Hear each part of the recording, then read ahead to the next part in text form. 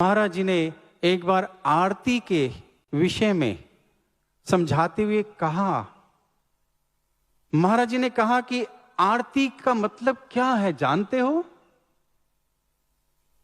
आरती में हम एक ज्योति जलाते हैं। महाराज जी कहते हैं ये ज्योति आत्मा की प्रतीक है और जिसकी आप आरती कर रहे हैं ये आपका परमात्मा है, आपका भगवान है।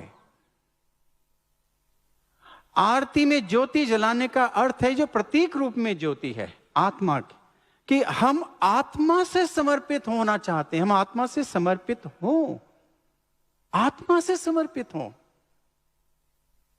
महाराज जी के वचन है कि यदि हम आत्मा से समर्पित हो गए तो फिर हम पूरी तरह से समर्पित हो गए, फिर कुछ नहीं बचता है। अगर हम आत्म तत्व से जुड़ के समर्पित हो जाएं, फिर बचता ही क्या है? फिर शरीर तो पीछे रह गया, सब कुछ पीछे रुक गया, संसार तो बचा ही क्या जब हम आत्मा से समर्पित हो जाएं।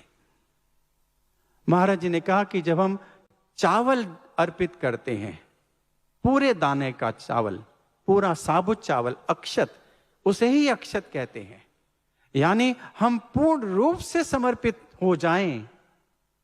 जब हम फूल अर्पित करते हैं, फूल का मतलब सुमन, यानी कि हम अपने मलिन विचारों को त्याग करके सुंदर मन से समर्पित हो जाएं, तब आरती हुई, समझो, तब आरती हुई है।